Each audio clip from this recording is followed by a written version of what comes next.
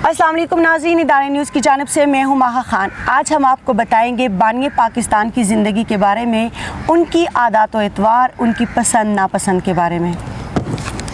कायद-ए-आज़म खाने के मामले में बड़े मोहतात थे। वो कम खाते थे, शोरबे के बजाय खुश्क सालन ज़्यादा पसंद करते थे। लंच पर नान का एक टुकड़ा लेते, नाश्ता भी बड़े शौक़ से करते थे।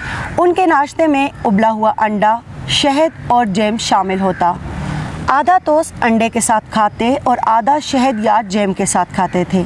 महीने में 1-2 बार वो सिरी पाए भी शौक़ से खाते थे। कायद-ए-आज़म को आम पसंद थे। बहैसियत रहनुमा और गवर्नर जनरल पाकिस्तान, कायद-ए-आज़म से मुताल्लिक़ मुख्तलिफ़ शख्सियात ने मज़ामीन लिखे। कुतुब में इनके तस्करे भी मौजूद हैं। 15 अक्टूबर 1937 को ऑल इंडिया मुस्लिम लीग का एक इजलास लखनऊ में हुआ, जिसमें नवाब इस्माइल ने टोपी पहन रखी थी, जो उनको बहुत खूबसूरत लग रही थी।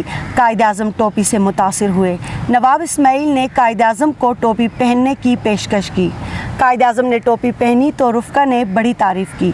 नवाब इस्माइल की दरख्वास्त पर कायद-ए-आज़म पहली बार जब इजलास में शिरकत के लिए गए तो वो नवाब इस्माइल के कहने पर टोपी पहन कर गए। जब वो इजलास में शिरकत पर गए, वहाँ पर मौजूद लोगों ने उनके सर पर टोपी देखकर तालियां बजाईं और उसके बाद उस कैप का नाम पूरे हिंदुस्तान में जिना कैप के नाम से मशहूर हो गया। जी नाज़रीन, तो इस तरह की मज़ीद वीडियोज़ देखने के लिए हमारे चैनल को सब्सक्राइब करना मत भूलिए। वीडियो को लाइक, कमेंट और शेयर करना मत भूलिए। स्टे